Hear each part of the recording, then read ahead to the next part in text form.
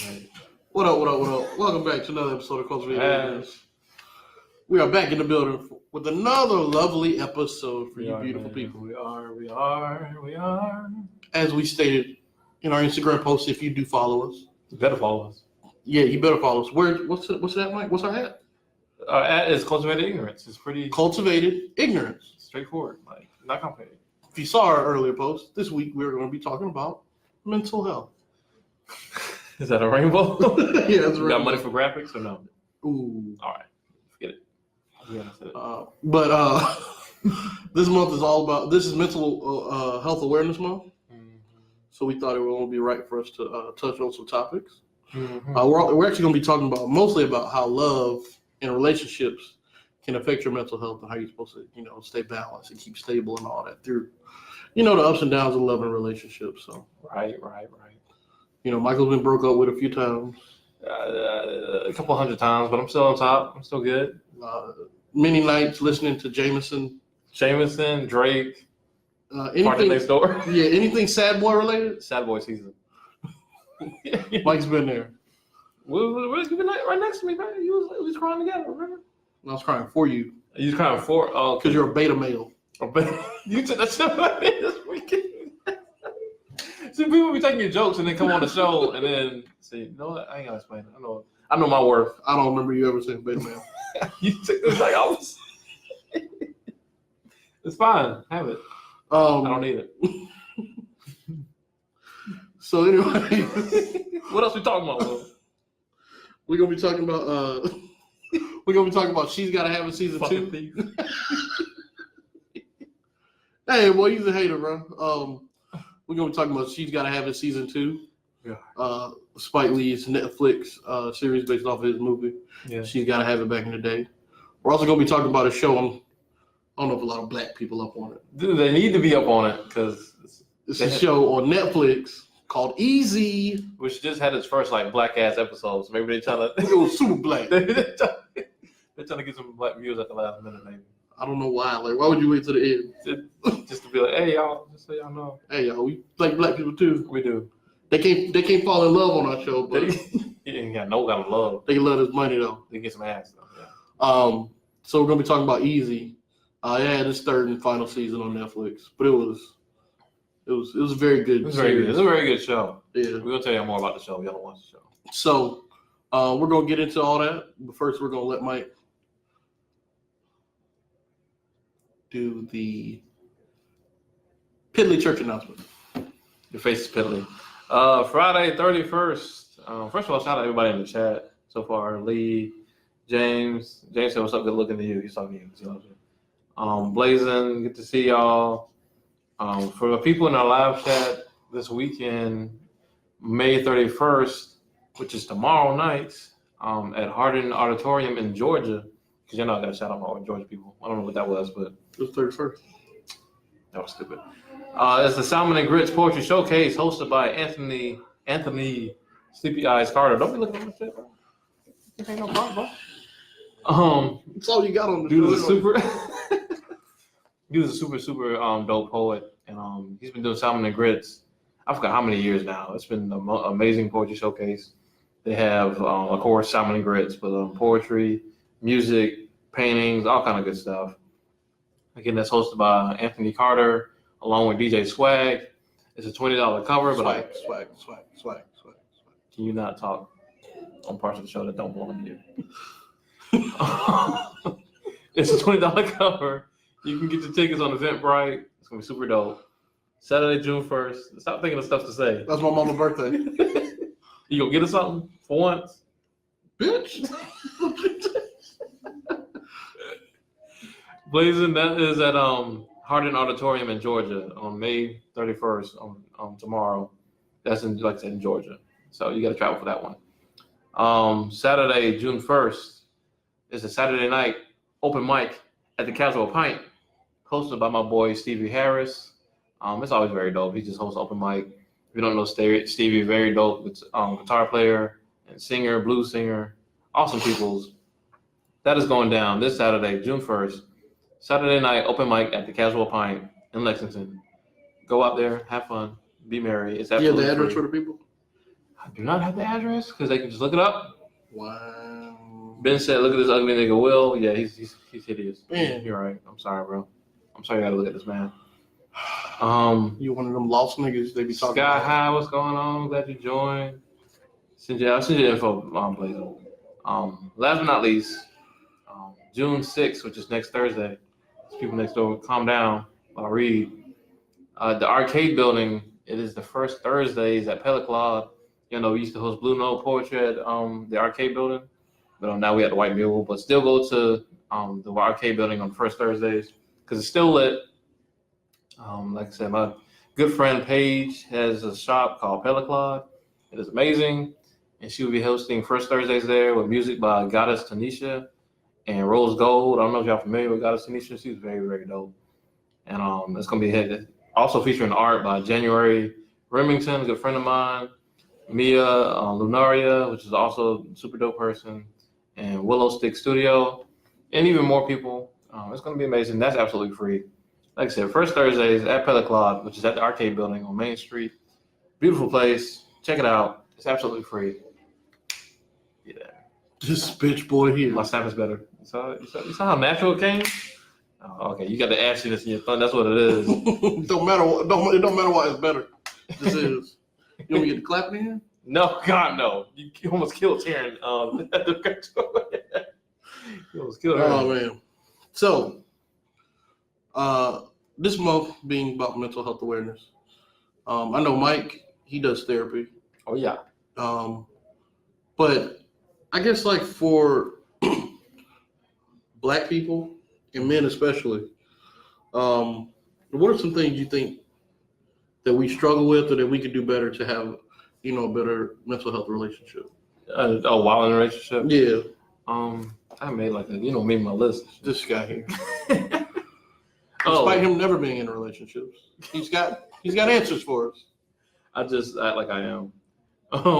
One thing I think one thing I have started doing myself, and we all should do more, is just being completely honest with ourselves about what we want, and being honest with ourselves about what we expect from others, and not just kind of going with the flow of things. I think sometimes we get infatuated with somebody, and we get caught up in this, everything's going well, especially if you start having sex very early. You get caught in that whole mist. Star, your good friend Star, made a good point about people who have sex with, very early in a relationship. A lot of times you just get lost in the sauce. And even when you wait and you just in that honeymoon phase, you get, just lost in somebody's aura. But you just really got to sit down with yourself and just be honest about what you expect from other people and what you expect for yourself. And I think people don't really do that enough. I think we just kind of look at Instagram memes and videos and these YouTube, videos and people talking about relationships and just go off of what these people tell us that we should expect or what everything that should be happening, instead of just looking at ourselves as individuals, and we just get lost and confused. So, in your past relationships, when chicks have cut you off, how does that affect your mental health? Now we cut off. When they're like, "No boy, this shit ain't working." No with boy, they're like, "No boy, this is my high school relationship. Is that what this is?" This is the chick you talk to now. That doesn't happen now, so it's fine. They're like, "Oh man, that was a waste of 6 minutes of my life." That was a waste of 6 minutes of my life. 6 minutes? Yeah. You talking about yourself or me? No, I'm talking about you. They told me. They all told you? They collectively told you? Well, two. I mean, that's all of them. From 18 to 30, for 31. This guy's the worst. I haven't been cut off, but I have had to stop. I'm told to stop. I feel like you might have had this issue before too. You ever go through a breakup, but it wasn't like a terrible breakup, so you still try to maintain a friendship right off the bat? Mm-hmm. Shit don't be working. That's just a bad idea. That's a super bad idea. I'm all for people coming back together as friends. Yeah, but there needs to be that clear and even break to where y'all establish that these are going to be the boundaries from here on out. All right.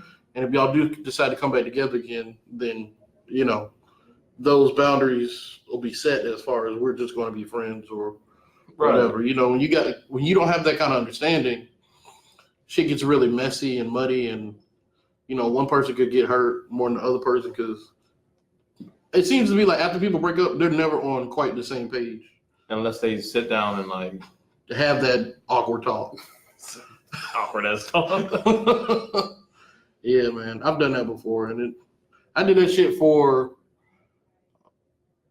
2 years. What? I did this shit for 2 years. Me and this girl like stayed in this weird spot for like 2 years. Mm-hmm. And so. What y'all doing that thing where you like, we broke up, but we gonna still occasionally have sex or some shit? No, we was always having sex. Oh, see, you just we was always having sex. Super ain't shit. Yeah, but no, I mean it wasn't me. Like we were both fucking each other's heads up at times. It's you. I don't blame you. Well, you can. I mean, you ain't got nothing else going on in your life.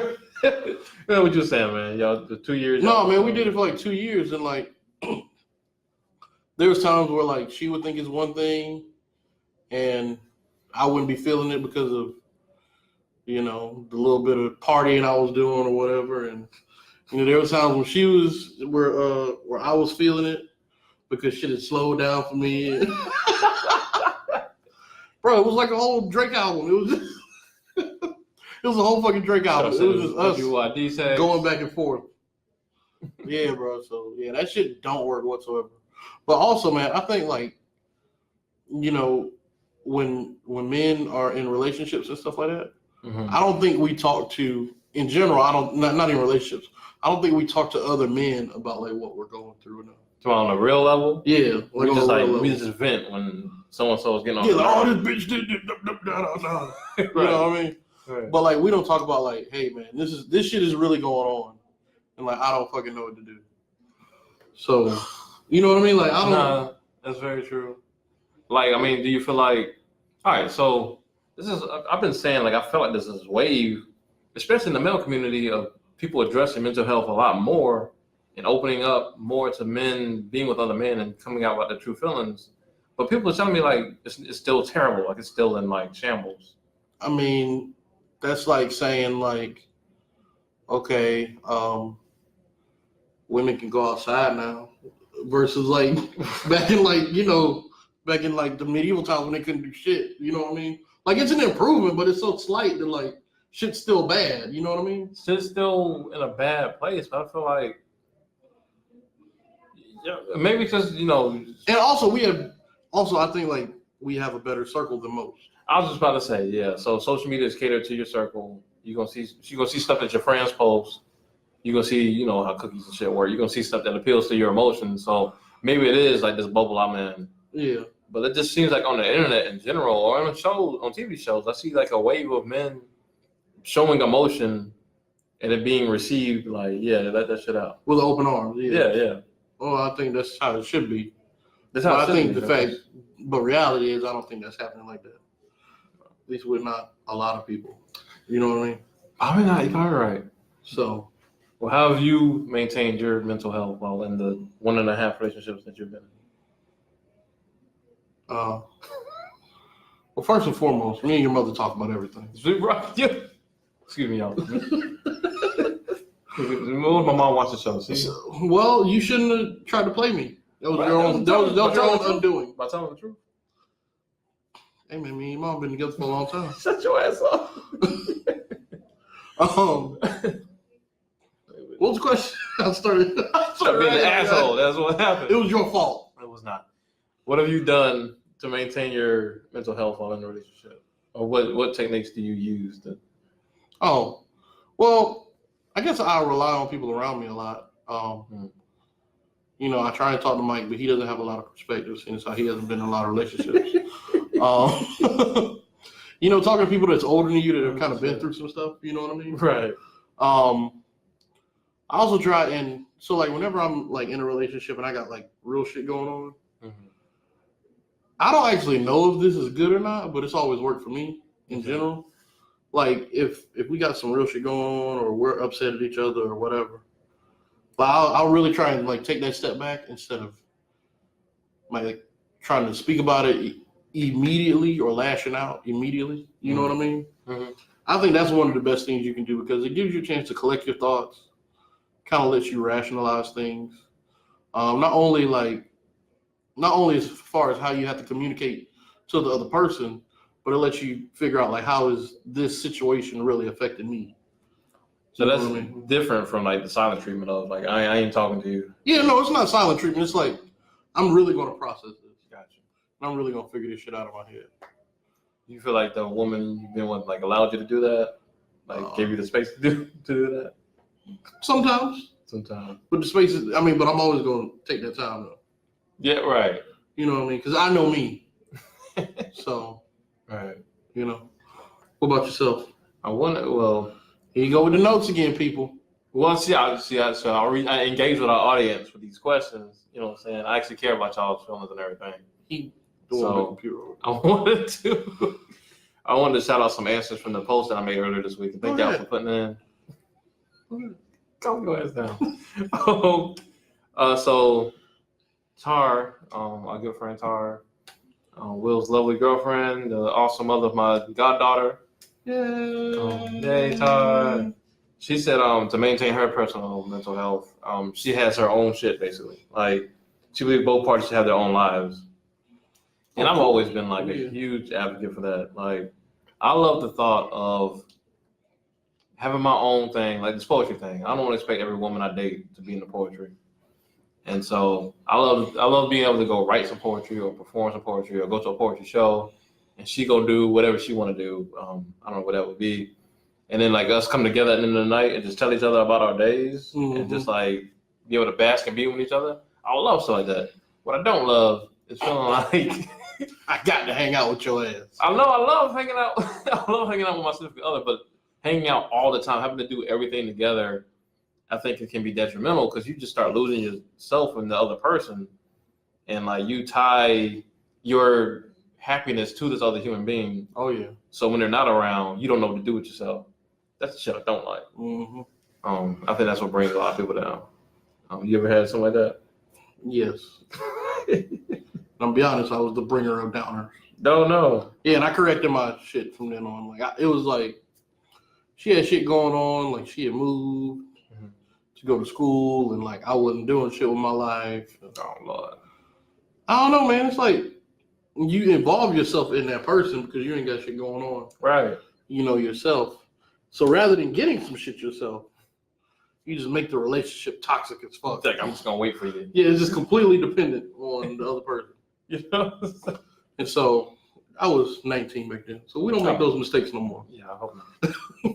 That's some young shit. You supposed to, because you 19. Like, I mean, you should be getting your life together. You should be. I ain't got shit to do today. Yeah. Let's make a drive up to Charlotte for no reason. For no reason. Like, I'm not in college. Whatever.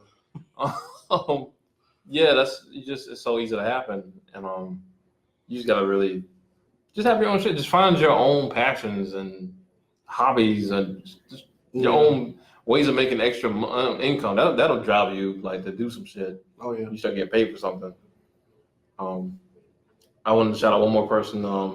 SLA poet. She's a super dope poet, and out of Augusta.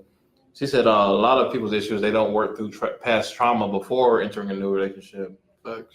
And I added to that. I was like, not only that, but a lot of people bring it to the new relationship expecting that person to fix it, but be that savior. Because we're in that honeymoon phase. Do you think people expect people to fix it? I think people expect them to make it not hurt anymore. Like they make them forget about it almost. I think they expect, because you make them feel so good in the beginning, they want to feel that feeling all the time because they're not used to it. So it's like, because that feeling's coming from you, like you have to be able to supply that all the time. Yeah. So, because I never found a way to heal it myself, so I'm just gonna look at you to do it. So when you don't do it or you're not available to do it, all hell comes in. It's like, I've definitely been there before. Lord Jesus, I've been there before. So heal yourselves before you get in a relationship. If you know you're going through some shit, heal that shit. Whatever it means. Like Will said, I'm in therapy. I highly recommend therapy. If you can't afford therapy, maybe you have some friends that y'all can start like a group with. That just be completely open with people that you can trust, that you can just confide in. Go out and just experience stuff by yourself. Just find yourself, man. Like it's so fun to find yourself and what you're interested in, and fall in love with yourself. And once you do that, you can conquer the world. So, but do not bring the trauma to other people. That was my speech. You enjoy it? Okay. The audience loves me at least. They do? Will's completely I don't say unimpressed. You see? Oh, you my saw the God. heart. Who did it? Who did it? Who gave me the heart? Who gave me the heart? I was ready to shut his ass down. It came on just as I was done. Whoever gave me the heart, thank you, love you. Oh, all right. So this is something a question for you that I don't really have experience with because I've never actually gone to a therapist. How would you suggest that people select a therapist? Oh man, that's a good question. I would say I did. I asked around. I asked different people that I knew had similar experiences. I don't know who that is. We never know. She looked me dead in the eye too. I would look at first of all, I wanted a black therapist because I just wanted somebody that had, like I said, similar lived experiences. And I preferred a woman because I've always gotten along with women a lot more than men. And not that I don't have a shortage of male friends, but I've always just engaged with women a lot better. So I just asked around, and like I said, good friend Star, she was already seeing her, and she recommended her, and I just went to go see her. So I don't know. I'm pretty sure this is mandatory with all therapists, but when you first go, they kind of just get your information and just like let you just kind of talk and just kind of see what you need help with. So the first visit was just me listing all the stuff I needed help with, and what I was looking for was just how she received the stuff I was saying, because she's a devout Christian. And I told her off top that I'm not religious. I'm not trying to get just pray about it, help. I was just as blunt as humanly possible and just saw how she received it. And it was just very well received. And the more I talked to her, the more we just started being friends on a personal level, to the point that she was even sending me music to put on my playlist and stuff. It's just very for your mental health, or just to send me just good music. Oh, okay. Just stuff like that, which helps my mental health because I love music. So just getting to know the person, just gauging how you feel. And if you feel a way about them, kind of make that separation of am I feeling like this because I'm not comfortable with myself talking about this stuff yet, or is it because this person is making me feel uncomfortable? Make that separation and go from there, and just gauge it, man. It feels it's just like a natural feeling. You know who you feel good talking to, in day-to-day interactions. If you meet somebody and you just not feeling the vibe about them, you're probably not gonna want to talk to them anymore. The same thing with a therapist. So just respect how you feel, and just be open-minded though at the same time. That's all I would say. Okay. Yeah. So now we about to get into these reviews. All right. Are we doing a spoiler-free for She's Gotta Have It? How can we? We can say how we feel about the show without spoiling it, but if you want to spoil, we can do a spoiler warning. How can we not spoil? That's what we do. We can turn around it. All right, we ain't gonna do no spoilers. All right. The only spoiler I'm gonna give y'all: watch the first episode. If nothing else. In the first 15 minutes of the first episode. Oh Lord. It is one of the greatest cinematic feats of all time. Spike Lee did a service to his community. It's better than A Do the Right Thing. The whole movie. Malcolm X. It's better than Mo Better Blues. Mo Better Blues. Black Klansman. Well, I mean, yeah. I said a lot. It's better than his children. It's better than his greatest accomplishment. It's better than his greatest accomplishments. So no, it's amazing. Yeah, but if you haven't seen the first season of She's Gotta Have It, it basically follows the main character, Nola Darling. She's an up-and-coming artist who lives in Brooklyn. Mm-hmm. She's dealing with trying to get her career on track and also her relationships. Yeah. And the gentrification that's going on in her neighborhood. So season one, she's mostly dealing with how to. I don't want to necessarily say juggle three. Kind of like she's polyamorous. She got 3 different dudes, and a girlfriend, and a girl. Yeah, so she got 4 a different girlfriend people. too. Yeah. Yeah. And so it really talks about that. Very good show. It gives you a little insight on polyamory. Her friends go through some things. What is it? Body image. Yeah, one of her friends gets blood injections. Yeah. That's a whole it's heavy-handed how he shows how he feels about that. But yeah, there's that. There's that. What does her other friend do? She's super career oriented. Oh, Chloe. Yeah, she's very career oriented, very business minded. She's doing business with Nola, which kind of interferes with their friendship a lot. Yeah, you kind of see that in season 2 also. They got a random white homegirl. I don't really know what her purpose is. I don't know either. A token white woman, like this. Really, she just is in there. Yeah, I think her name's Rachel. I don't know. It don't matter. It's unimportant. Guys. It's not even like. Well, no, her character. racist. Yeah, her character is just insignificant. Yeah. So season 2 came out. What was it? Last Friday or Friday before last? Mm-hmm. I thought it was better than season 1. You're wrong as fuck. Okay. Why would you say that it's not as good? I almost want to hear why you would say it is. No, I'm asking you, brother. That's fine, brother. Okay. So who aren't familiar with She's Gotta Have It, it's based off of a movie, Spike's first movie actually, way back in the day. And so season 1 was entirely the general storyline was entirely based off the movie. It just modernized. And it was very good because they had the story to stick to. They had I don't remember you saying it was very good the first season. I loved the first season. What are you talking about? No, you said it was okay. I put a whole status up saying even after the first episode, I'm in there. I'm locked in. Get your juicy lips out of here. No, I love the first season. Okay. It had some. Show me the status then. Spike. I'll bring shit up. Spike has some heavy-handedness. Especially with the whole gentrification shit, which comes back in this season too.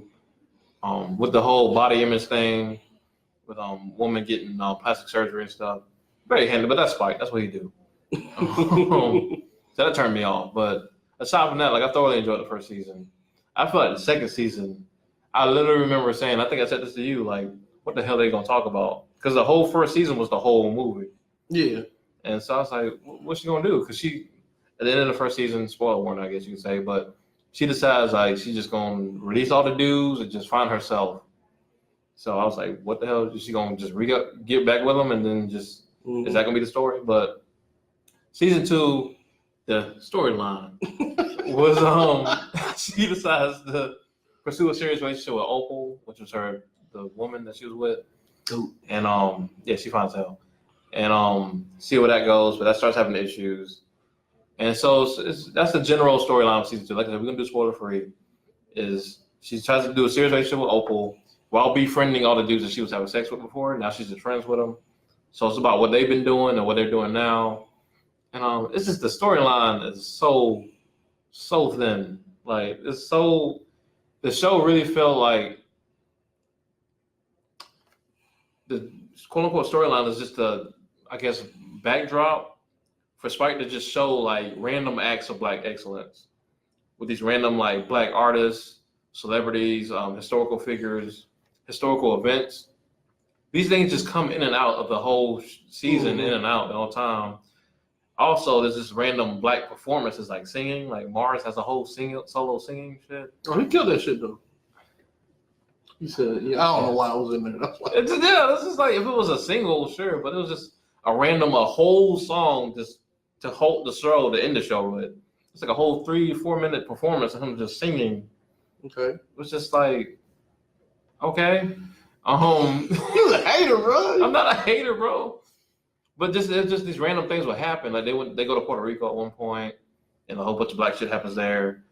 Dola's going around taking pictures and finds a Black family who was just chilling on their porch. And she's like, "Can I take a picture of y'all?" They're like, "Yeah, sit down. Let me tell you about Black history." And the nigga just talks about the Black history and the thing. And it's just so random, bro. She's like, "I've never been here before." She's like, "I've never been here before." But this is he just goes into this whole spiel about Black history in that part of whatever they were at. Why can't niggas just educate people? He can do that, but it felt like a damn YouTube.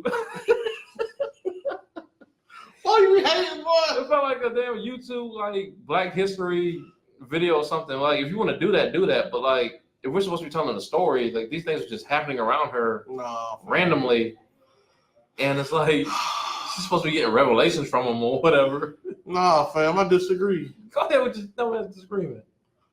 I felt like her character got developed a lot more than it did in season 1. How? Shut your ass up. First off, I'll unplug this shit. So I felt like season 1, it kind of gave you, kind of what she was about, but she was already kind of in that. You know what I mean? Mm-hmm. At this season, she was dealing with more kind of growth of herself as far as really exploring, the relationship, but really exploring a monogamous relationship with anyone. Okay. It showed her immaturities as far as how she acts in relationships. All right. What else was there? It showed her growth as an artist, also, where she went from, painting. The painting wasn't giving her inspiration anymore. Therefore, she switched over to photography. Mm-hmm. You don't agree with?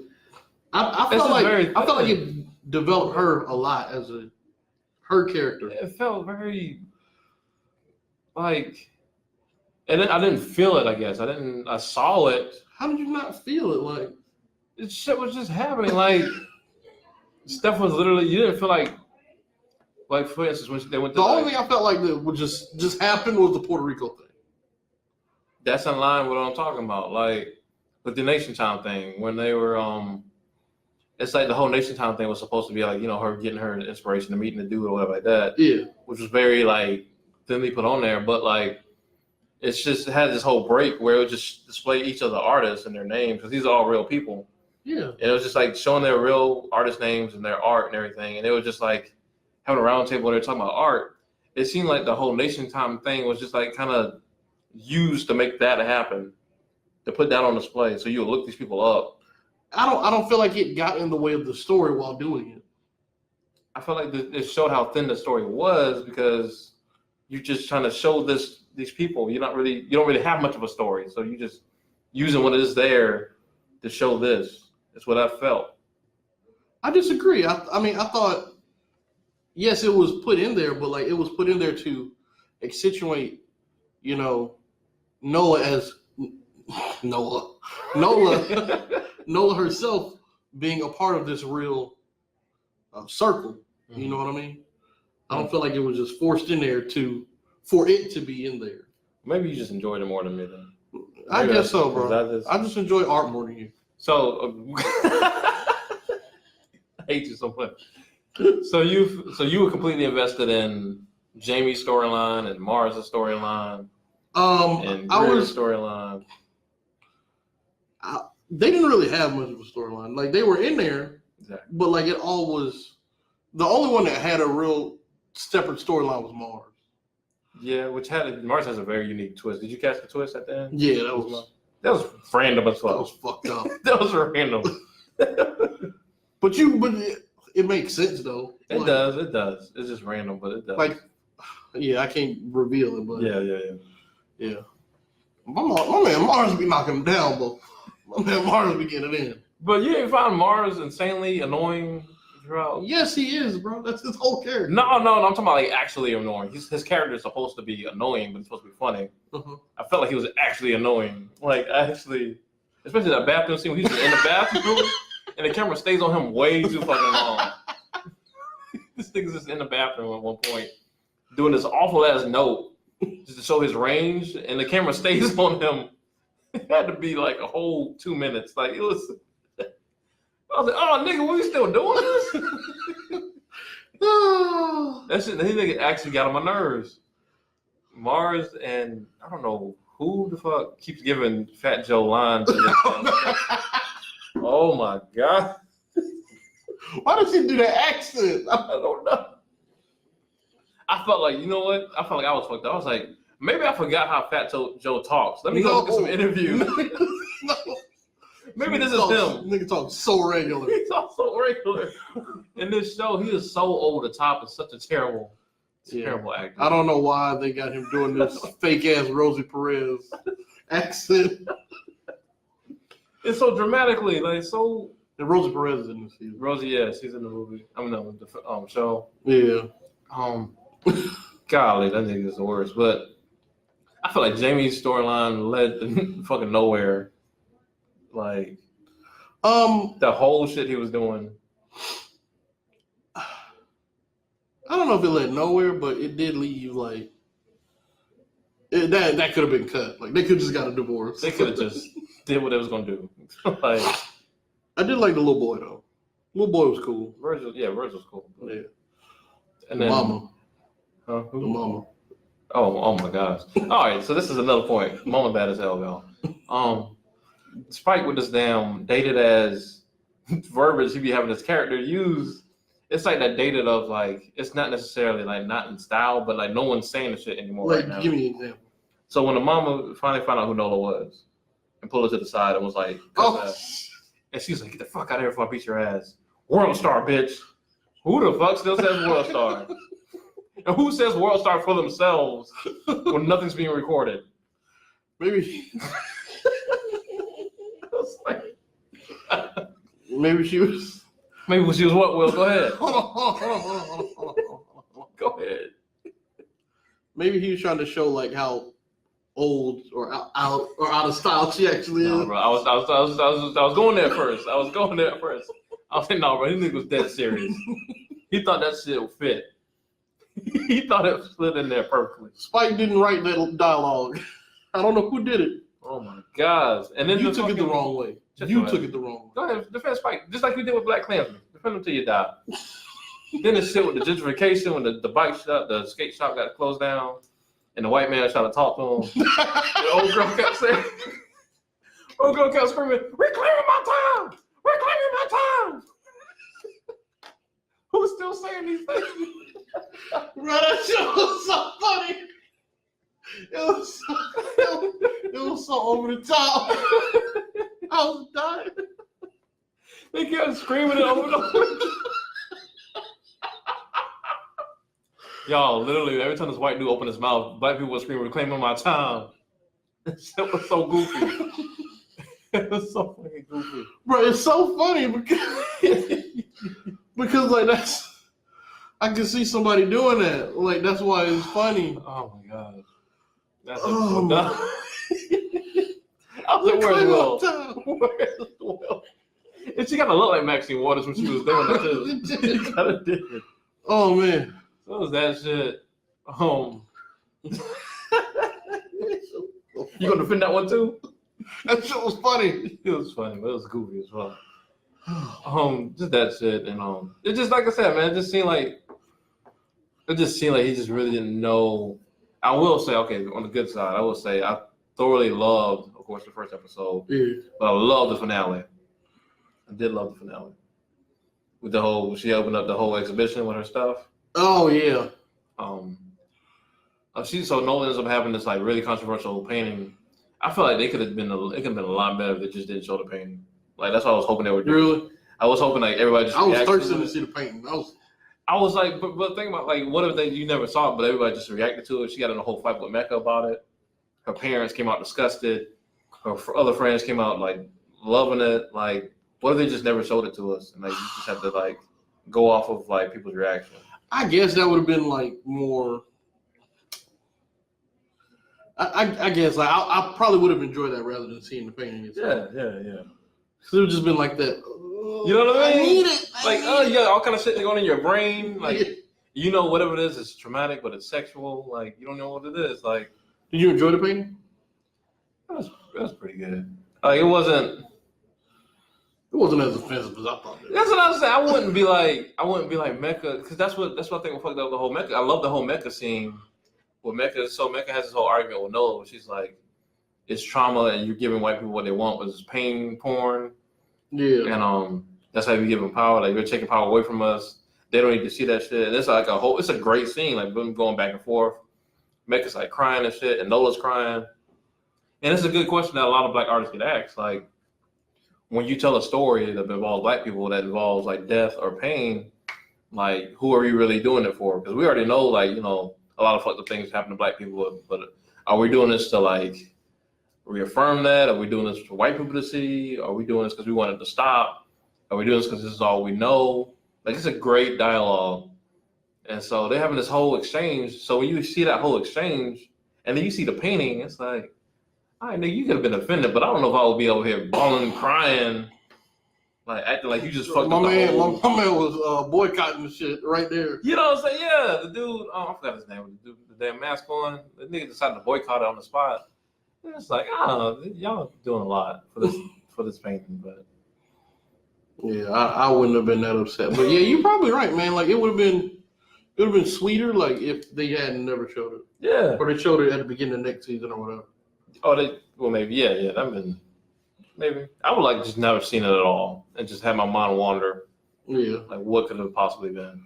But I guess I ain't convinced you, man. Like I said, y'all can watch it for yourselves. I just didn't feel like the story was very strong. Like a lot of people just wondering. Greer finds this random chick, baddie that he starts to fuck around with, and she's an artist. And apparently she's like a quarter black or somewhere in her. I like Mars' storyline. Mars is the most interesting of all of them. Yeah. Because they actually give him screen time. It feels like Jamie's just getting people to fight his battles. And you feel like that? What did Jamie really do? Like at the end of the day, I think he owned up to his shit. Like in the first season, he didn't really own up to it. Yeah, that's why they're getting divorced in the first place because he found out that he cheated and he wasn't about to deny it no more. Yeah, but I mean, like I'm just saying, like in the first season, he was like, doing all this other stuff, and when she found the check with going to Nola, he denied it. He said, "That's a nigga denying shit." Huh? That's what you get caught. You get that, huh? But yeah, man. I don't know. Y'all check it out for yourselves. Y'all you can cut. You can cut Jamie. You can cut Greer. Just Mars and the girls. And Opal, especially Opal. Oh, whoa. Can't cut Opal out. Better not cut Opal out. All right, man. All right. On the easy. So easy. It follows the relationships of a bunch of different couples and even some singles people. Do we really need to go into all the couples? Oh, no. We can just like say I figure we can just say the name of the episode or the season and then just say what generally happens and then just go into the topic things. Word. All right. So, yeah, like I said, it follows couples and kind of their ups and downs, throughout these episodes. So, in the first episode, you got, who was it? Andy and Kyle. I call him Kyle. I think that's his name. Yeah, Kyle. Yeah. They started an open relationship and it just basically goes through how they feeling about it. It's not going well. They got one of the more interesting storylines. Yeah. They're married couple with kids. Marriage is kind of running dry, so they decided. Well, Andy decided they wanted to do an open relationship. Kyle's kind of surprised by this shit, but he's like, all right, well, if it'll save my marriage, let's try it. Yeah. And initially, things are going well for Andy because she goes out and finds a black peen. Yeah. That nigga fucked the shit out of her. That shit was too real for her, so she's like... That nigga fucked her like he didn't know her. He did. Like, they didn't just have a whole, night of conversation. But fast forward to the third season, Andy's kind of over the whole... she's kind of... Well, no, I'm sorry. This particular episode, they're both doing their thing. Andy decides that she wants to try a new friend who's been a long-term friend of hers that she hasn't seen in a while. She went about it wrong. Yeah, so she wants to try him. She was doing it wrong. She did it all wrong. And Kyle has a side girlfriend who just breaks up with him. So that's the thing in the episode. So we just wanted to kind of tell y'all a rough overview of each episode, and then we had some talking points that kind of relate to the episode about ourselves. Yeah. That was going to ask each other. So go ahead. So the first one was if you were in an open relationship. I asked this question before. This actually was a lot more hilarious when I first asked this question. But the first question is, if you were in an open relationship, would you want to hear about all the good times your partner has with their side boo? All right, so I'm going to stick to my original answer. Especially based off the context of the show, because Kyle is in an open relationship, and he wasn't the initiator of it. And he still wanted to hear about what she had going on. I don't know why. But I feel like if you start an open relationship, then there needs to be that communication. That way there's no mistrust or whatever. Communication, yes, but you want to hear about what a delightful day she had. I don't want to know about dick getting thrown in her mouth. That's what she gonna tell you first. That's what she gonna tell you. I don't know about that. I'm good. She's Let me tell you all that, bro. He blew the back of my throat out. It was much more graphic when we first talked about it. Did you just kiss my kids? Bro. So yeah, we had this talk last week, and that's where I jumped off the wagon. Like,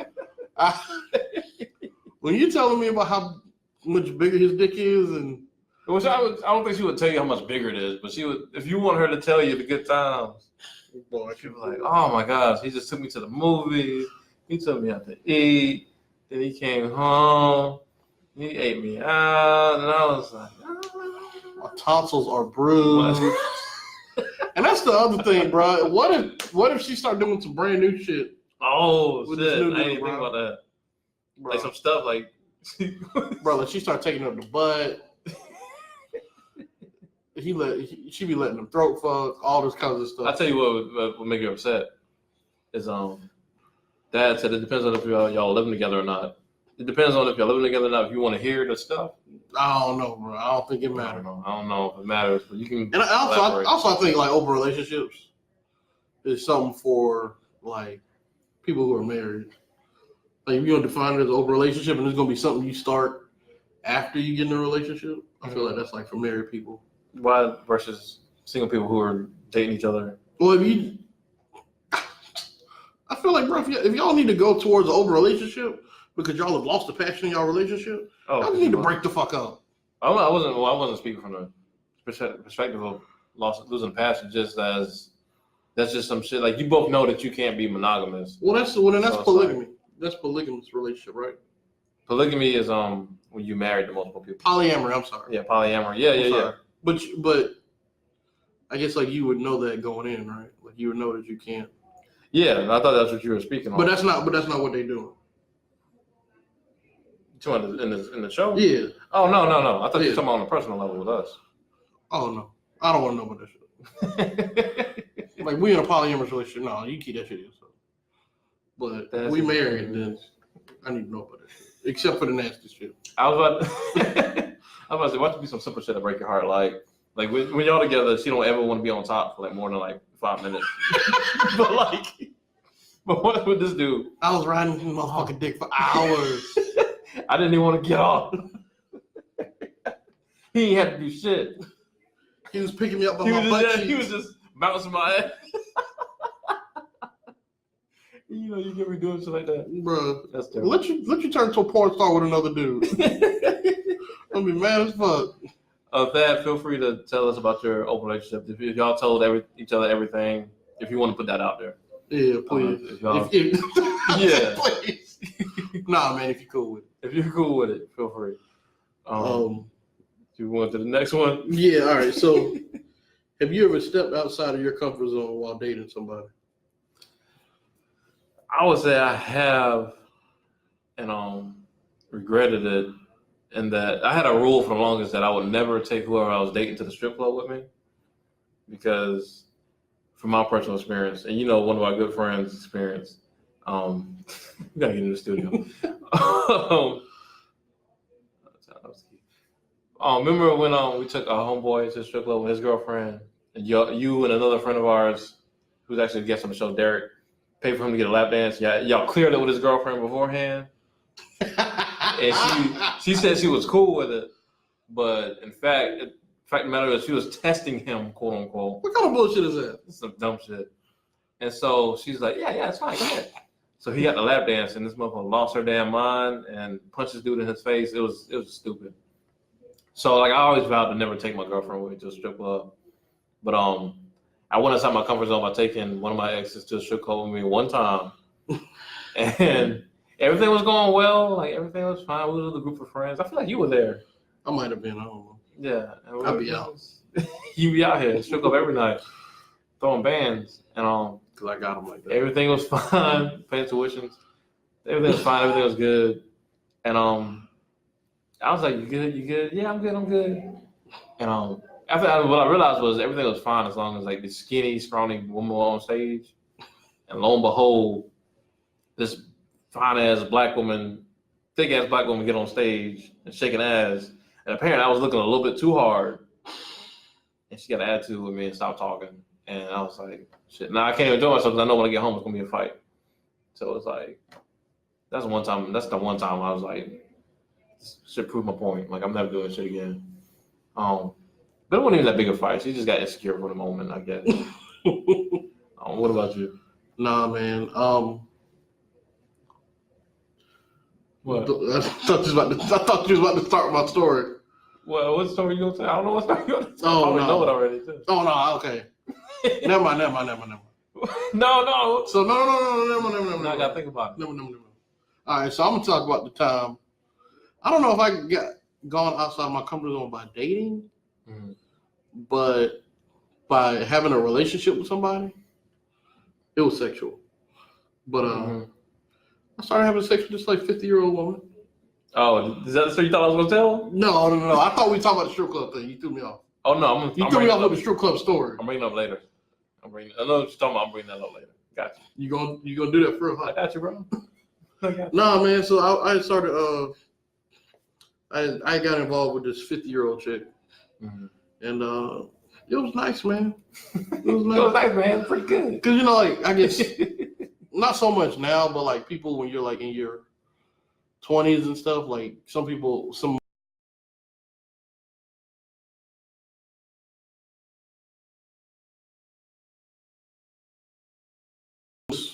It was nice. She was like, "This is what I do. This is what I don't fucking do."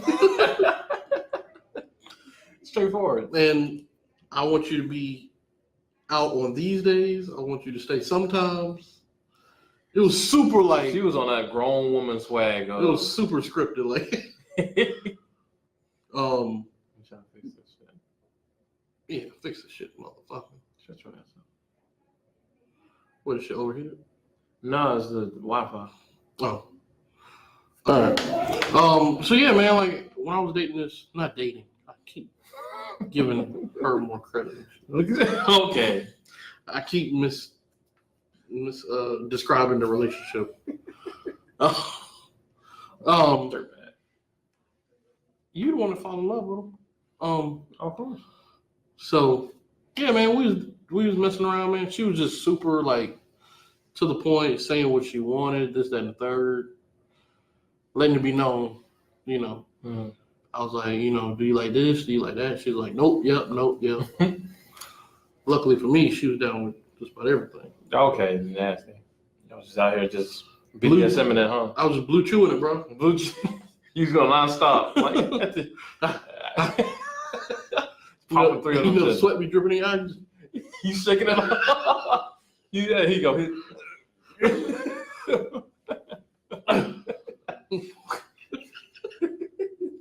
That's how you gotta do it, man. No, but so she was on some grown woman stuff, like yeah. So you feel like that was you feel like that made you more attractive to older women than versus women around your peer group? No, because we had nothing in common. Oh damn. Well shit. It was purely physical. But it was nice, you know, that difference. You know what I mean? Because some of y'all be scared to say what y'all like. So I don't know why people. I think people are afraid of judgment. I think people. Yeah. Ooh, afraid of judgment is a big one. Afraid of no. Like, I think a lot of dudes think that they don't tell women they strip just only one sex. They won't. They just think that they just get slapped in the face or something. But it's disrespectful. They tell women you just want sex. That's what society is. Okay, well, that's good. All right, man. Oh. Well, So it's the GOAT episode. Is it? It's not the GOAT episode, but it's one of my favorites. Episode 4 is called Spontaneous Combustion. It's about 2 girls that have been dating a long time. And for whatever reason, this one girl says she wants to explore her other options. Yeah, out of nowhere. Before they, I guess, re-sign the lease, which meant like, yeah. I guess re-sign the lease meant make it official. She's like, oh, this is the death sentence, nigga. I got to get out of here. And... yeah. Basically, like, bro, out of nowhere, she has commitment issues. Apparently, they've re-signed the lease before. She's like, oh my God. And so it kind of goes through their journey of the one girl exploring her other options. Exploring all the other options. Yeah. And and then the other girl going through a little bit of heartbreak and then getting over it rather quickly. Mm-hmm. And then the other girl coming back. Coming back on some bullshit. Bro, some ultra bullshit. She was out there thotting, having a good time, but she didn't have nowhere to live. She had nowhere to go. So she comes and stays with the ex that she just broke up with, stay on her couch until she can get on her feet or whatever. So the ex that's getting over her finds a new boo and goes on a date. And nigga loses her mind, floods her phone with all kind of paragraphs and old pictures and videos. I think one of the messages said like, "Oh my gosh, I'm just now seeing this," and all kind of memories. That's some fuckboy shit right there, boy. All kind of bullshit. And so the ex feels bad and comes home, and then even worse, the worst part of it all, the one that broke up with old girl. So the ex had packed all her shit up and was like, "I need to get this shit together and be gone by the morning. Like, I'm going on this date. Bye. Need to get the fuck out. Fuck out." Then the lady, old girl decides to unpack her shit while she was sending all these messages. Completely the opposite shit. Complete opposite. Unpacks all her shit, puts it back where it was in her house, floods her phone with all these messages of memories and shit. So fucks up the whole, because the other girl was on her date. She's about to get busy with her friend. She's about to have sex and everything. She sees a message. She sees her phone. Gets all heartbroken all over again. And it's like, "Sorry, I don't know. It's got a bunch of texts. I gotta see what's up." She gets home and old girl done unpacked all her shit. And it's like, "Can we be back together?" Bro, she don't even say that. She just laid up. She just nuzzle up next to it. Nuzzle up. You ever did a fuck woman with this one? Oh yeah, bro. Oh yeah. I've been there. Why? Why did you do it? Because it's Drake life. You don't want to be with him, but you can't stand to see him with nobody else. Oh, it's so gross. Drake has cultivated this nonsense we're living in. It's so gross. It's so gross. I've been guilty of it too. Oh, it's so bad, yo. Bro, it's like that's where you're comfortable at. Like, especially for her who went out into the world and this shit didn't go, successfully or how she thought it was gonna go. How did she think it was gonna go? I don't know. I don't know how you thought homelessness was gonna go. Like, I think is it just entitlement? It's got to be just pure entitlement. I suppose, I can just do what the fuck I want. Or was it just like I just gotta act out real quick? I just gotta get all this shit out of my system because I've been in this mundane. Was it? What I was thinking was I don't think so, because she still came there with the intention that she was gonna leave back out again. She still said, "I'm only gonna be on the couch for a couple days." Until she realized old girl was gonna be gone. So it's like, so you saying she wised up? Who? You saying I wish you could remember this girl's name. There's a black girl and a white girl. The black girl broke up with the I know that. I'm just saying we don't have names, so we gotta explain the shit. Black girl, white girl. But did the black girl just wise up? Did this shit ain't guaranteed? No, she just had a fuckboy sense of like, oh shit, I'm about to lose to one person I know I for sure can get.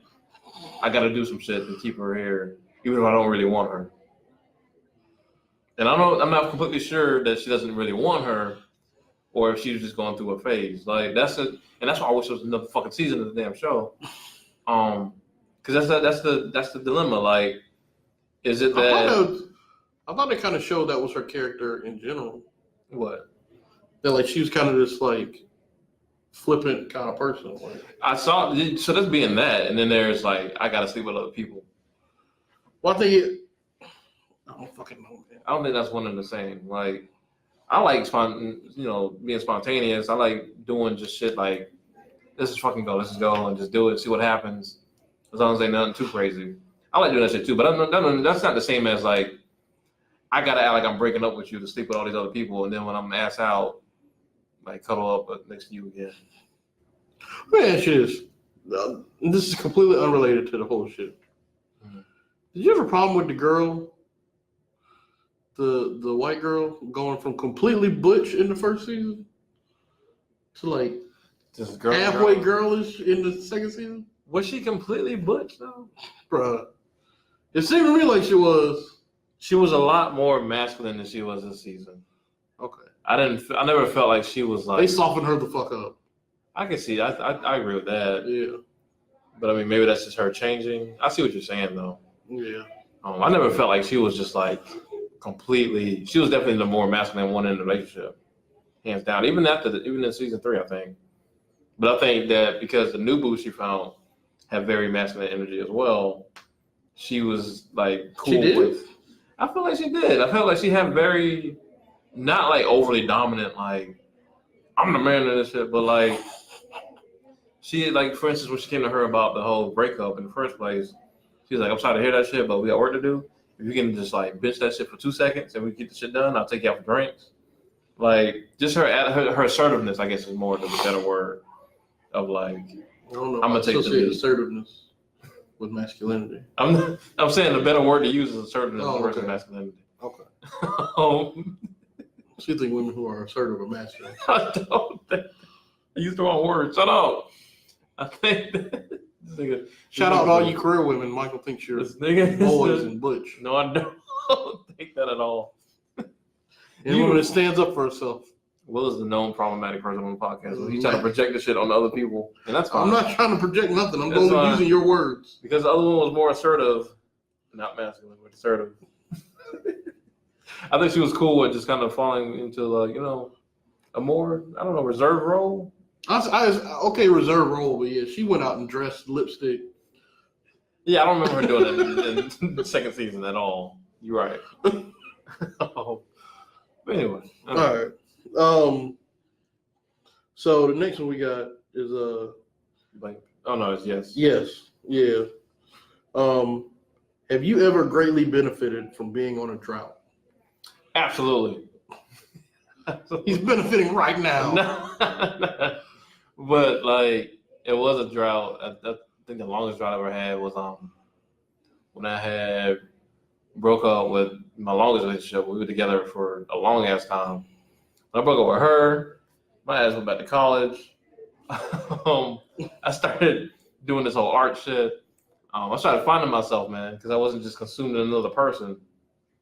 And though sex is wonderful, I think you can just have a lot more clear state of mind. I mean, sex shouldn't cloud your state of mind, but when you don't, but it does.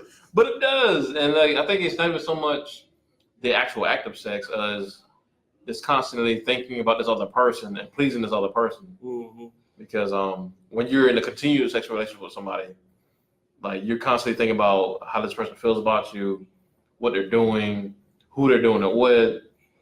If something you said came off the wrong way, if it came off the right way, you got all this shit in your brain, and it's so easy to get distracted. And when you don't have any of that going on, that degree is, it can be an absolutely clearing experience. When you have none of that going on, you can just focus on yourself and what just makes you happy. Get your shit together. I was trying to look at the third of the week. Yeah, that's what you're doing. That's what you're doing. That was extreme. If you ain't got that shit going on, you can just focus on what you're doing and what you're trying to do. It really is wonderful. That's what I don't like about our society is that we just put so much value on having sex or having someone that you can have access to have sex with, or going out with somebody and having to have sex on that first date. Like we put so much emphasis on that, and I don't think it's healthy. You ever benefit from the drought? I have, but I must say that while the drought was going on, what? It didn't feel like I was getting shit done. It felt like I was dry meated. Dry meated? Yeah, meat was dry as hell. What'd you do then? You ain't decided. No, I mean during that time, I did a little bit of finding myself. Mostly kind of like figuring out what I had done wrong in past relationships and kind of correcting myself as a human being, as far as getting my own interests, things like that. I did do a lot of advancement while at work. Unfortunately, it was at Sam's Club. Oh shit. Yeah, it was. I mean, I was on my shit. Just we can't. Sam's Club is the greatest. If y'all want to be sponsors, y'all are wonderful. Oh yeah, hey. 350 Harvard and Boulevard. Why you weak snap them? That's what they deserve until they start. They close the sponsorship. But yeah, man, I did a lot of discovering myself. I think that's the main thing you do because you have like time to yourself. Yeah. You're not thinking about another person. And they're turning up. Yeah. And you just get to think about your own thoughts and not really involve yourself too much Right. in another person. Yeah, man. Remember that, people. If you're on a drought, or even be celibate. I haven't tried it yet, but like I've been talking about being celibate for a long time, and I ain't done it yet. bro, I think I might try it. I'm sure you will. I think you can just do a lot of good things. Sure. Get your mind right, and just learn yourself and just invent yourself, man, without being consumed in another person. I don't know. All right, we're gonna do it together. What are you doing? Get your wait to shake your pinky. All right, we gotta hurry up. I'm not committed to that. All right. So next episode is called Swipe Left. It follows Andy and Kyle again. Yeah. The couple who got in an open relationship.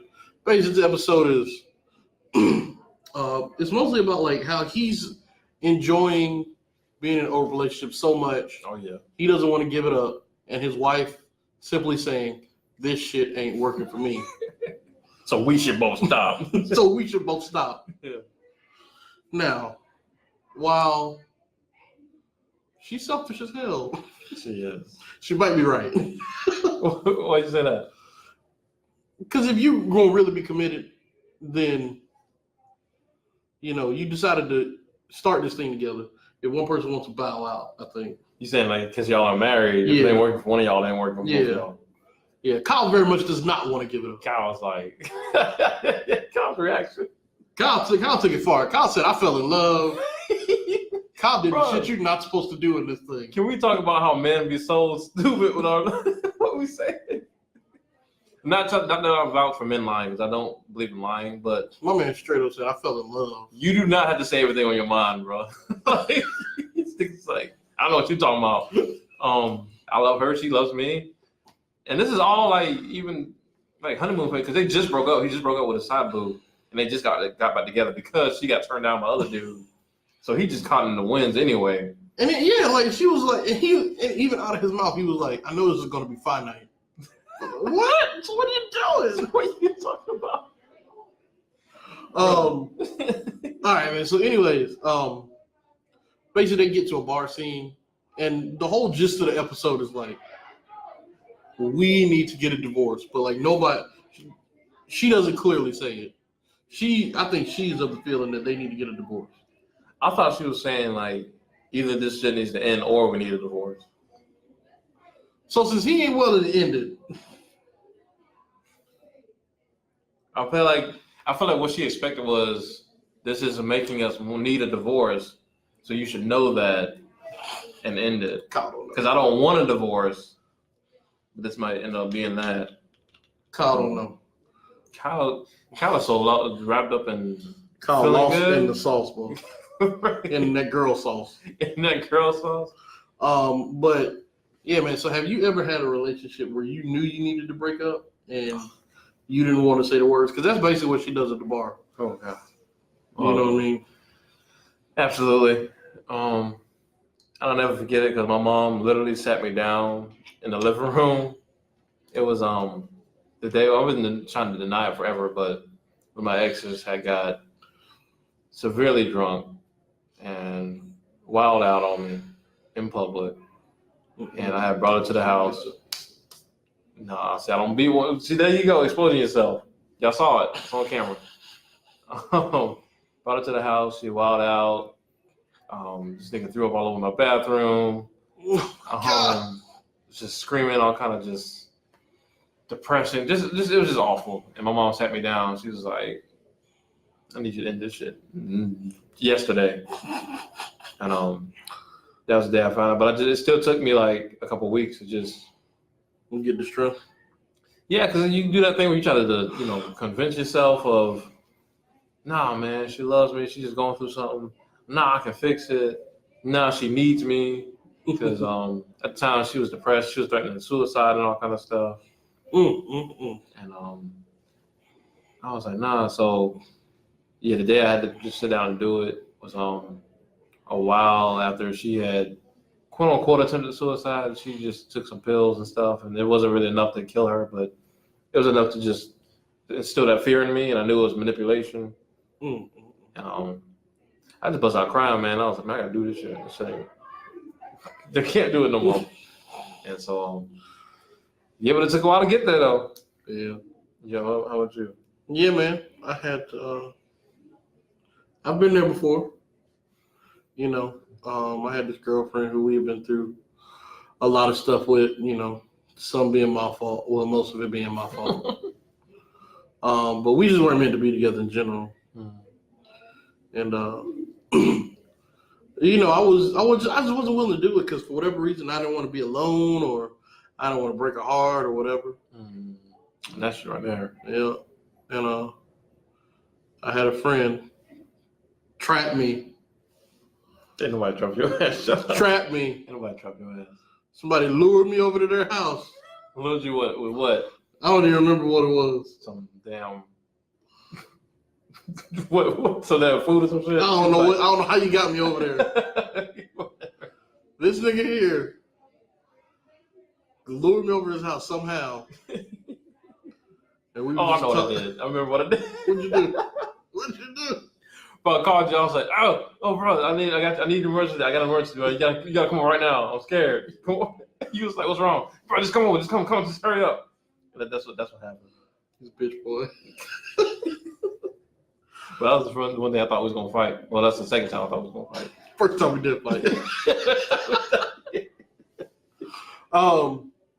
But yeah, man. So we over there talking, and you know, there was no emergency. Let it be known. We over there talking. You know, we talking on the couch or whatever. He, you know, trying to let me know, well, you know, that I need to break up with her and this, that, and the third. Like I stormed the fuck out. I stormed the fuck out, bro. I was like over it. I didn't say bye to his mama, nothing. He was so mad, bro. Bruh. And so then, like, I'm at my car, and I'm trying to get in my car. This nigga pushes me up against the car. This nigga pushes me up against the car. He's like, nigga, man the fuck off. You and this girl do not need to be together. This shit is toxic. Shit's affecting you, affecting people around you. I forgot about that part. Bro, I was like, Mike, get the fuck off me. I've never been so mad. That nigga so mad. I thought he was gonna swing on my ass, bro. I was ready. But that's how it be sometimes, man. You just don't want to do it for whatever reason. But I think it's because men be afraid. We think like breaking up with somebody that we really do love and care about is a bad thing when it's like the whole shit is toxic though. Like we don't. Men genuinely do. Contrary to popular belief, men do not want to hurt women's feelings. No, like not at all. In a genuine way, like there's evil dudes who just make fun of women. You got dirtbags out there. Yeah, who dirtbags and misogynists, but like men who mean well do not want to hurt women's feelings. Like, so when it comes to anything, even just like breaking up with a woman or even just saying no when if they approach us. Yeah. Like we feel like it's hurting their feelings, and we don't want to do that shit. Nope. So it be like that, bro. You gotta fight your best friend. I know, man. I was about to rock this nigga. Okay. Let me know. Okay. Next episode is Blank Page. This is about, this shit hit me. That shit hit me. Spoke to you, bro? Yeah. It basically follows like a writer. He's kind of like a dirtbag. And he's never been like, I guess, checked on his shit. This nigga's always gotten his way. So anyways, this girl, a couple things happen in the episode. He ends up having sex with his best friend. And it kind of deals with, you know, how their relationship changes. And also talks about how he never viewed, so he had sex with one of his students. He was a teacher. He had sex with one of his students. And the whole time he's stressing out about it because he thinks it's going to end his career and all this other stuff. And he never thought about it from her perspective, how she felt. Not a one. Yeah. That shit was real, bro. Like, that shit was real. That was very real. But we're going to talk about the part with his friend. Have you ever had share time when you were in a relationship or dating and it got weird after sex? Friendship, whatever. I've never personally had like because of us being weird after the fact, because of your current girlfriend, some awkward shit happened before. When one of my ex-girlfriends happened to be an ex of one of my best friends, And I first didn't want to date her because we had both dated her, and I've always had believed that you don't date, your best friend's ex or whatever. But like he was like emphatic about it. He was like, man, it's cool, just enjoy her. Like it just didn't work out between us. Like it's fine. So like me and her started having sex or whatever. Everything's fine between us. And it was one day because we were all in the same social group. It was one day we was hanging out. I think you were with us, and it just so happened we were all in the car. It just so happened like my best friend, my homeboy, was on the end. The girl I was having sex with was in the middle between us, and I was on the other side. And so she was between two dudes she had sex with or whatever. And no one was like, everybody was like adult enough to not call attention to the shit. But our fucking best friend just had to turn around like, oh my gosh, you're between two of the guys you had sex with. Is it weird? You guys feel awkward right now, don't you? Like, she's just being so extra about it. And I was like, we were just looking at each other like, shit, it is what it is, nigga. Like, what do you want us to do? Like, why would you bring this up right Why would you? Because that's, you know who you are if you're watching the show. That's the fuck she does. Like, just make shit weird when it doesn't need to be weird. That's the closest I've ever been. I never really had awkwardness. Have you? Yeah. What happened? Well, okay, so during the days of Black Planet. Oh God. During the days of Black Planet, you go in there, you type A/S/L. I was just slash. I'm just ASL. I ain't got time for these slashes. Nah, man, I had sex with this one girl off of Black Planet, and we were in like a pseudo relationship before that. It's like one of those things where like, we live kind of close, so we're kind of in a relationship, but we live far enough away where if something better come along, you just do what you want. So anyways, me and this girl was in a relationship for like, I don't know, 2-3 months. Mm-hmm. I ended up going down there to go see her, and we ended up having sex. Mm-hmm. Now, this is the second person I had sex with in my life. All right. Couple Black Planet? That's hilarious. She didn't know that. She thought I was knocking him down. You thought you... So when your boy went in there not knowing shit... She's like, what the fuck is this? Think with his awkward stroke game and shit. What the fuck is this? I didn't even finish, and she was like, I need you to get up off me. I didn't finish. I need you to go. She didn't finish. Damn. Bro, it was terrible. She wasn't even like, yo, just finger me and just do it. Bro. Like, or just lick a nipple. That's what niggas do when they. Bro, I don't know what I was doing. Like an 8er, all this other stuff, bro. Shit was just horrible, and like you can feel the awkwardness in the room. You can feel that silence. It's that dead air. Yeah, it's like ain't no moaning. Ain't no. That shit didn't quite go right, did it? Oh shit! So like after that, like I hit her up, like a couple days later, she's like, yeah, I got a boyfriend now. A couple days later, bro, no lie, she was like, yeah, he's 19, he in the military. Okay, so she's talking shit about you. Bro, wow. That's what happens when you lie on your dick. Fellas, take this as two experiences. You got 2 experiences like that in your life. Everybody's been there, bro. Yeah, man. Fellas, don't lie on your dick. Don't ever do it. Don't do it. It's never worth it. You might be able to get away with it in like 18, 19, but don't do it in general. When you're young with somebody else, yeah, sure. Why not? Lie on your shit. Well, I didn't know he was talking to them, but. Oh. Get your ass off. Bro, that shit was horrible. All right, so I'm gonna let Mike do the only story on this one since he finds it so fucking hilarious. You can go through stories. Number one seller. That's the episode. It's featuring I think his name was Scrap. Random Black. This is the most random episode of the season. The blackest of black. The blackest episode. That's that one woman and I got to redeem myself, and the other never had the shot. Oh no, level out on the dick. Okay, good. As long as you hit the line on the dick, that you're good. So yeah, it's about Scrap. Long story short, he sells toys and shit and random parks. This nigga got no business license. He's just out here selling random No toys. vendor license, no nothing. Vendor license and nothing. And so he's starts out doing business with a friend of his. His friend's only give him like 30% of the sales, so he decides that ain't enough. He decides to start his own business. Gets his homeboy to help him out.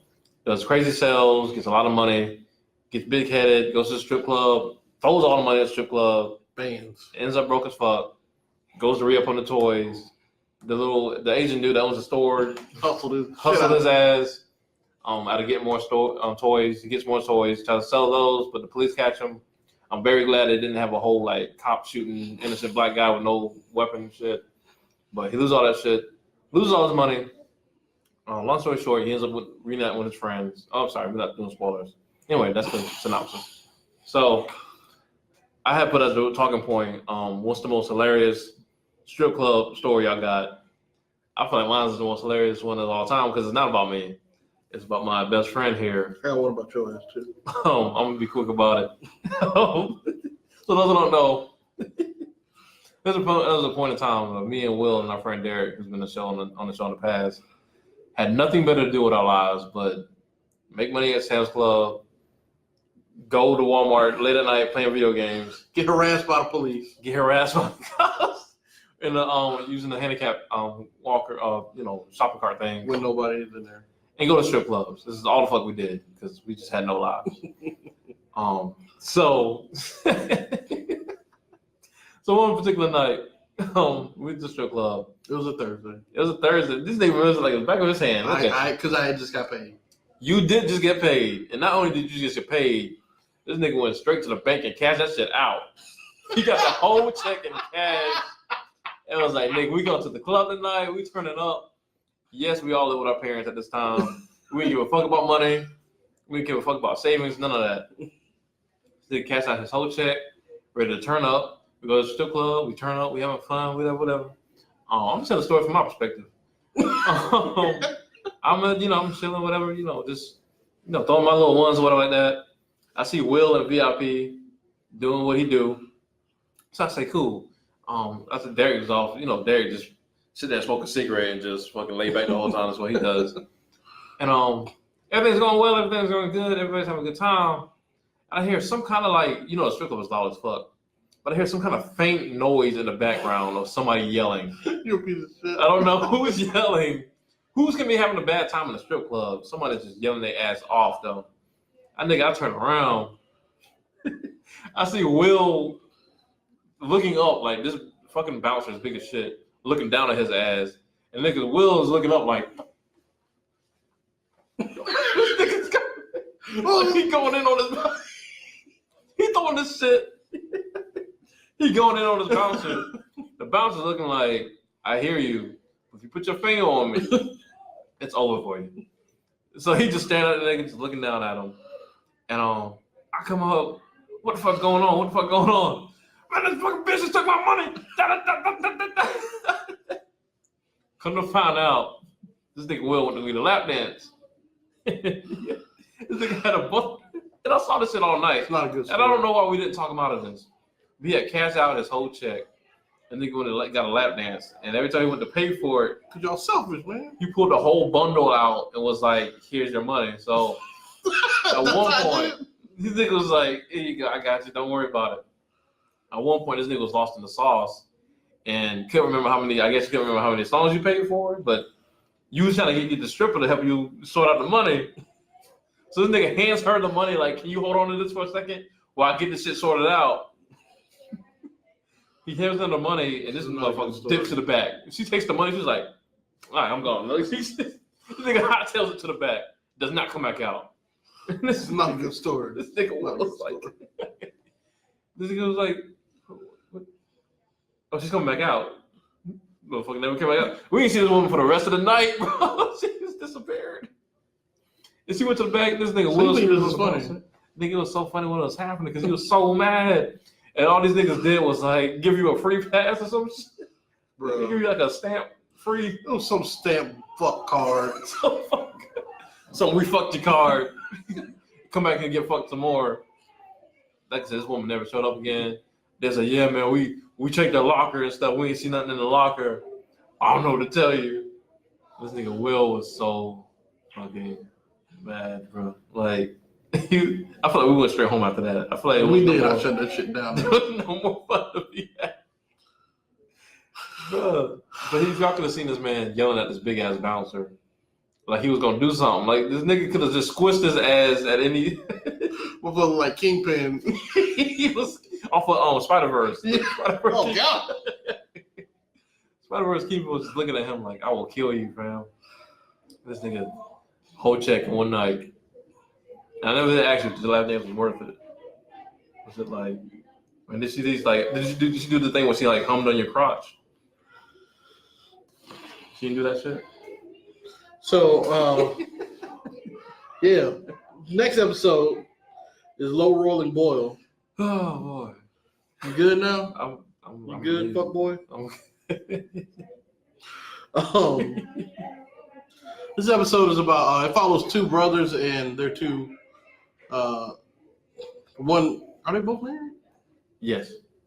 I don't know who put them laughing faces up there. Bro, because it's funny, bro. Take them shits back. We'll just say they're two wives. These two brothers and their two wives, they got a what is it, a beer dispensary or whatever? They had a brewery. Yeah, a beer brewery. And one brother bows out because he's just too creative for this shit. But anyways, the guy who bowed out, he's now taking care of the daughter at home or whatever. And his wife has like become uber successful. Yeah, selling dog treats. Yeah, selling dog treats. So it talks about what they're going through and how the brothers, need to fix their relationship and shit like that. Mm-hmm. So, but I guess one of the bigger things in there was, do you think he had like a problem with his wife making more than him? Mm-hmm. And do you think men still have a problem with their wife or girlfriend making more than them? I hear that men do. I don't know who these men are. Maybe y'all can respond in the chat, but I ain't got no. I've dated a woman that made more money than me, and that shit was not a problem. I think it'd be different if you were married. I don't think I will feel different. I don't think so. Because I mean, if I pursue this art thing full time, you ain't gonna make no bread. I'm gonna be making money, but I don't expect to be like rich right away, no time soon. But so if I'm doing that, if I'm pursuing what I really want to do, like I'm probably not gonna be making a whole lot of money. But then at the same time, I do plan on have other streams of revenue. So, but either way, I know I wouldn't have an issue with it. But apparently, a lot of men are still insecure about it. Like, would you feel insecure about it? No. No. As long as these motherfucking bills get paid. But what if your wife came home and was like, baby, I need you to go ahead and just quit your little job because that shit ain't gonna happen. If she want me to quit my job? If you got kids, y'all got kids, and instead of paying for like a buttload for like, daycare and all that shit, she's like, man, I need you to go ahead and quit this job and just stay home with the kids. Fuck out of here. Why not? Because I ain't gonna feel like a man if I do. Like, there's still like, I think there's still like something to the feeling of bringing home something. Well, you taking care of the kids. You bring it home. You cultivating the kids. Fuck that. Dig said, I need my woman to make more money because we both can't be broke. That's a good point. That's a good point. I can't do it. But you taking care of the kids. Like, I'm straight, bro. If your kids come out super successful though. How am I gonna know? How am I gonna know when I'm feeling emasculated? Because you making sure. For the 15 plus years. You making sure. No. You teaching them how to start their own businesses, how to be upstanding citizens. Mm-hmm. And your wife making 6 figures, bro. Like, brother, why we can't afford childcare? Because you might as well save the extra money if you can. Why waste it? No, bro. I want to go out and I want to have a job. I want to have some shit to talk about besides these fucking kids. You can talk about the garden you've been watering and the. You can talk about the clothes you've been washing all day. What the fuck? The food you don't cook for her. PTA meetings I'm going to. The mom's yoga class that I just joined. Bro, you can tell her how you can like do the headstand now, like without breaking your damn back or some shit. You can do the full. You can talk about all that. Too bad she's not sexually attracted to me anymore. She is though, man. No, she's not. And then she gonna be talking down to me and shit. She's not, bro. Shit. I told you to have this shit cleaned up by the time I got the fuck home. She be doing that weird butt thing when you walk by. She be like, ooh, look at that thing getting fat. You sitting around all day. Go in there and make me a sandwich. She make your shit jump up. Yeah. I don't know, man. I think you're in too deep into it. So you do it? Depends, but but also I do art and shit, so I wouldn't be doing nothing. I know I wouldn't be doing nothing. Well, you'd be fulfilling yourself. Well, I mean that's I mean that's what my so-called garden doing. Yes, exactly. Fulfilling myself. You gonna be a little bitch, just like me if I was at the house. You the problem. So, appreciate you tuning in, James. Yeah, that's cool, man. You really too deep, man. But we gotta hurry to finish the show. Finish it then. All right, so Will's gonna be stay-at-home dad. So, yeah, okay. Last episode of She's Back is about this woman who broke up with her boyfriend to be a super huge TV star, and so she moved. She moved to LA and everything to start a better life. She's not going super well because her show just got canceled. So she comes back in town. She just has like a little press thing, and she decides to see him, just to talk, quote unquote. But of course, it leads to the conversation of like she's thinking about moving back home, maybe start her whole life at home. And so the dude is like, I mean, that sounds good on paper, but you're kind of lost in this whole fantasy right now. Like you just having fun with the thought of me. You don't actually want to be with me. You just living life right now. So I was gonna ask you, have you ever fallen in love with the thought of being with somebody, but not actually wanting to be with them in real life? Such a difficult question. Yes, it is. Because I would say yes. How so? Because there have been chicks like I have pursued, and like she'll be going well, and then like in the back of my mind, I knew it was like infatuation. Like, yeah, I knew it was like I know that their goals, their 5-year goals, don't align with mine, and I knew it wouldn't work. But you just become wrapped in somebody so easily. I don't know. It's because you ain't got to commit to nothing. Like you can just fuck with this fantasy. Yeah, man. I think anytime you do fall in love with the thought of being with somebody, this is pure like infatuation, and you got to give yourself that time to back up and figure your shit out. To be completely honest with yourself, like just ask yourself, like, yo, would I really take this person with me out to meet my friends and family on a regular basis? Yeah, and claim them, and whatever comes out of their mouth, like I got someone to align with. You know what I'm saying? Oh. Their lifestyle, how they handle themselves, how they handle their finances, how they treat other people. No, I'm straight. Is that me? You? I feel like I have, yeah. I feel like we all have at some point. yeah, definitely have. And it would just be that. It's like what's crazy about it is like every time you do start to feel like heavy into it, like it probably could work out. They do something like on cue. Yep. And it's like, oh shit. Oh shit! No, what the? It's like some kind of reaction they have in their head, like, oh, now I gotta fuck this up. You like instantly. Yep. Nah. I don't know, man, but yeah. So that's our talking points for easy. Yeah. Check out the show, man. It's I found out the name of the genre of the show. It's mumblecore. Is that what it's called? It's when you just set up characters to have an interaction, but you don't actually have like a script per se. Yeah. So you just leave it on the actors to just figure it out. Oh, okay. And use their acting skills. So it's a very unique show. Y'all check it out. It's the last season, sadly, but it's very good on Netflix. So yeah. We're gonna get to our Black Business shout out of the week. I don't have one. Of course you don't. I meant to ask you this before you had to run off and get the products necessary for the show that you forgot. Oh, I was gonna have you shout out your therapist. Let's see. One would probably put that in the script beforehand, but I can shout out my therapist. Her name is Miss Tanya Bolton. She is amazing. She's located in Columbia. I don't know if you're in the Columbia area, if you're watching the show, but She's in Columbia. She's a tremendous therapist. I don't have her information on hand because I didn't know if we put her on the spot. But she has Bolton Counseling. It's off of, is that Broad or Bush River? I always get confused. This guy here. Not even prepared for his own shout out. Shut your ass up. I can give y'all her contact. Yeah, she's at 5000 Thurman Mall, Suite 319. There you go. Yeah, all that stuff you just said. Just hit her up. Is she right down? Is she downtown? Still? That's showing that she's downtown. No, I don't think that's it. Oh.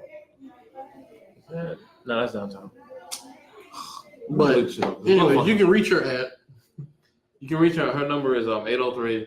Actually, I don't know if she want her number out here. Oh, okay. Well, she's a businesswoman. She is, but I don't know. She be using her cell phone for her.